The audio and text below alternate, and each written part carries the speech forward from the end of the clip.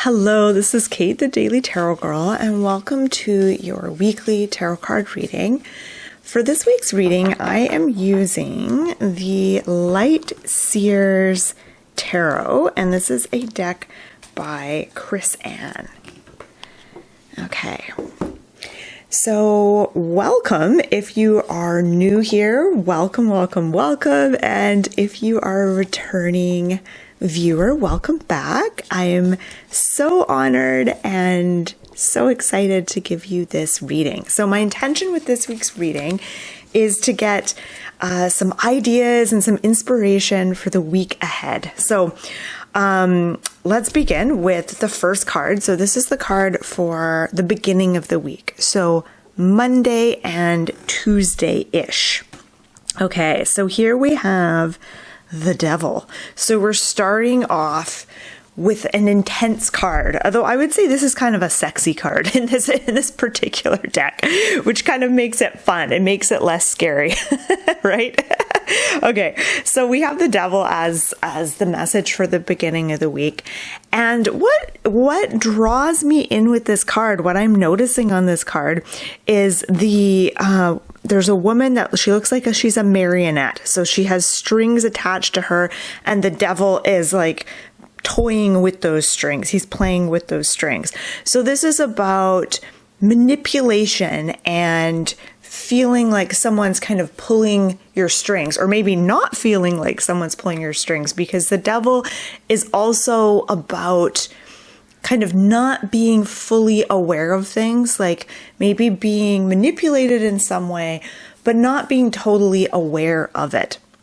And so when the Devil shows up in a reading, it's always because you're ready for more freedom and you're ready to expand your awareness, open your eyes more fully, and see the truth of a situation so that you can free yourself.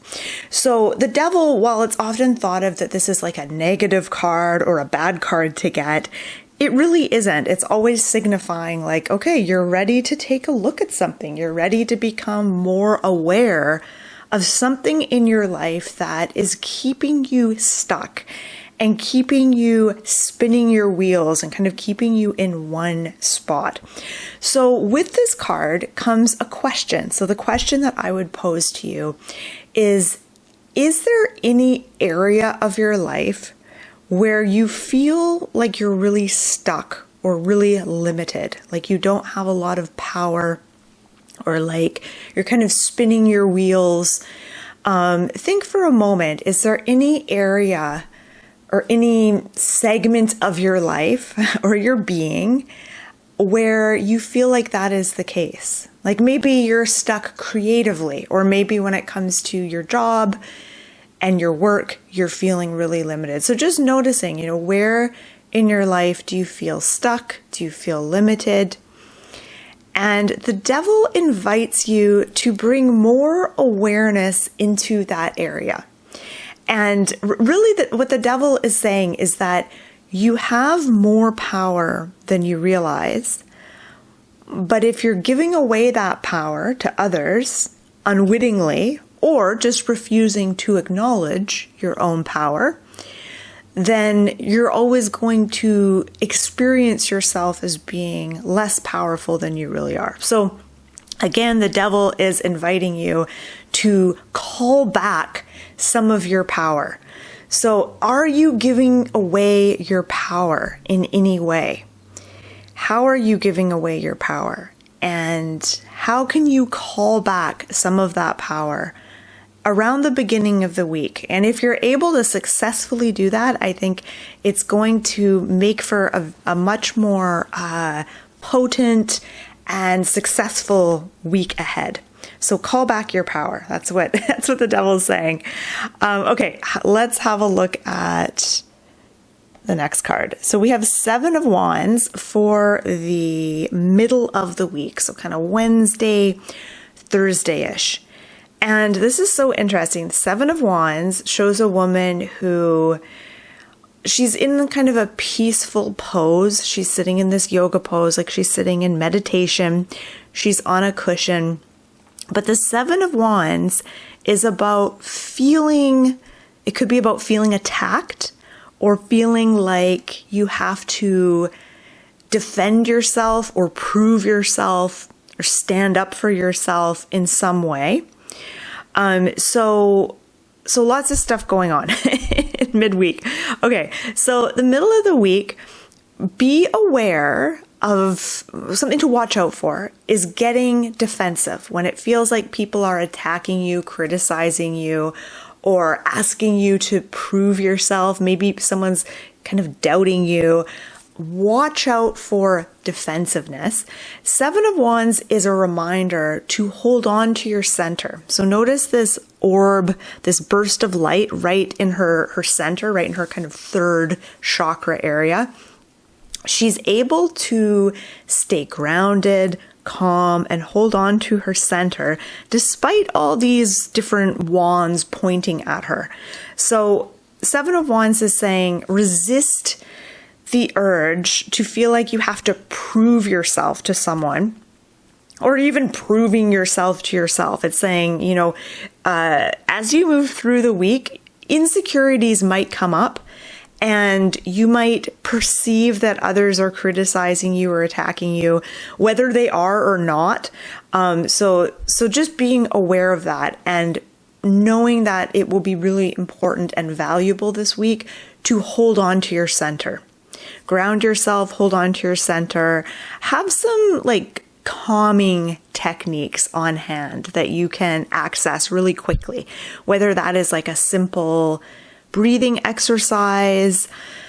My attention is really drawn to this area, so it makes me think of that breathing exercise where you take 3 deep breaths in a row and just feeling that breath going all the way down into your belly, so letting your belly expand as you inhale and letting it fall back as you exhale, and just taking 3 of those deep belly breaths. If you're feeling overwhelmed, if you're feeling stressed, if you're feeling someone's kind of attacking or criticizing you, having some sort of instant calming technique that you can access in that moment can be really powerful this week.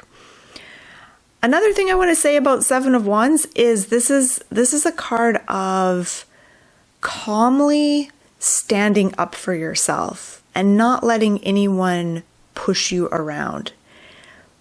But doing this in a way like the woman on this card, in a non-defensive way, in just a very calm, grounded way. When you do this, this really allows you to exude true power as opposed to reacting to someone else's criticism. It's interesting that it comes after the devil, because the devil, I kind of highlighted this theme of being manipulated. But when we get to the 7 of Wands, this is about moving away from being manipulated, finding your center. When you're connected to your center and your core, it's very difficult for someone to manipulate you. And so 7 of Wands is reminding you to stand up for yourself and to stand your ground, but holding on to your center, staying grounded while you do this will be much more powerful than just reacting to something or getting kind of defensive. So this is about standing your ground, standing up for yourself, not letting others push you around, but doing it in this very strong, assertive kind of way. And then end of the week, Friday, Saturday, Sunday, we have the 2 of Wands. And this is a shift from the first 2 cards. This is a very different vibe, and her head and body is even turned towards the other direction. So 2 of Wands is saying, give yourself some time and space this weekend. Don't cram this weekend with activities and things that you need to do. Give yourself a little downtime, because you're going to need that time to simply daydream and plan your week ahead, planning the next week. And so 2 of Wands is about kind of holding that space for yourself to get new ideas and new inspiration. So allow yourself to daydream here. Allow yourself to contemplate things, contemplating, what do you want to put your energy into next week? So I always love to do this on a Sunday. I have a bullet journaling practice that I spend quite a bit of time on a Sunday, and I figure out, okay, what needs to get done next week? What appointments do I have? What tasks do I need to accomplish? But also, like, how do I want to use my energy this week? What do I want to prioritize this week? What am I going to make time for this week? And really spending time contemplating that and then planning it out and putting it in my calendar. So that's kind of what made, seeing the Two of Wands made me think of that. So give yourself time to contemplate and figure out where you're going to put your energy next week. What the theme I see this week, from this week, seeing like starting with the Devil, then the Seven of Wands, then the Two of Wands, this is about calling back your power, calling back your energy, and realizing that your energy and how you use it is how you use your power in this world. So when I say energy, your energy is what you're focused on. Where are you putting your attention? What are you focusing on? What are you getting riled up about? Where are your emotions going? What are you getting emotional over? How are you spending your time? How are you spending your money? These are all ways that you use your energy.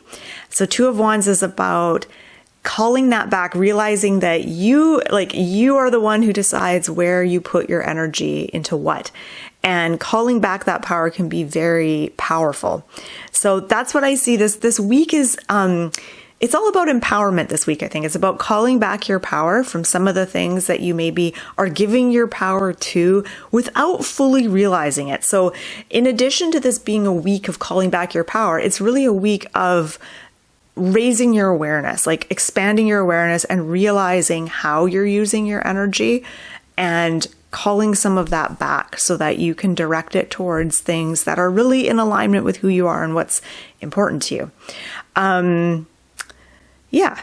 Okay. I'm just going to look at these cards again. And as always, I always invite you to have a look at these cards and see, like, are you noticing any themes here? Is there something that's standing out to you? And are you drawn to like one particular card? Like I'm really drawn to this center card, like this glowing orb that she's sitting in makes me think of creating an energetic boundary around yourself. And this can be so important if you're struggling with actual boundaries. So if you tend to be someone who does struggle with standing up for yourself and being firm with your boundaries, start by creating an energetic boundary. So imagine like creating in your mind's eye an energy bubble around yourself, like an aura, like a protective shield bubble around yourself. And if you're visual, this can be easier. If you're not as visual, think about feeling the energy bubble around you. And if you're visual, add certain details, like what color is that energy bubble? What is the outside of that bubble like? Is it kind of flexible and bouncy? Is it staticky? Is it hot? Is it cold? Like, what does it feel like? And add certain little details. Do you want to fill that energy bubble with light? And if so, what color light? And like really imagine this, flesh it out in your mind's eye. And this can be the first thing that helps you with boundaries, is creating that energetic bubble. And you can practice doing this in public spaces. So if you're sitting somewhere and all of a sudden you're feeling a little uncomfortable or overwhelmed, imagine like popping out that bubble, that energetic shield around you. And notice what happens when you do this. Do you notice a shift? Do other people respond? This can be a really fun experiment to do. So that's what this card makes me think of. Okay, so I'm going to close the reading here, and I just want to say thank you so much for watching. I hope that this reading is helpful to you. And if you're interested in learning more about tarot cards, you can check out my channel. I'd love it if you liked this video. If you subscribe to my channel, that would really make me so happy. And you can also check out my website, dailytarotgirl.com. I'll put the link below. I've got lots of fun stuff for you to check out. I've got tarot card spreads. I've got videos on all the major arcana cards and all the court cards. There's tarot exercises, all kinds of fun stuff for you to check out. Okay, so thanks for watching and have a beautiful week.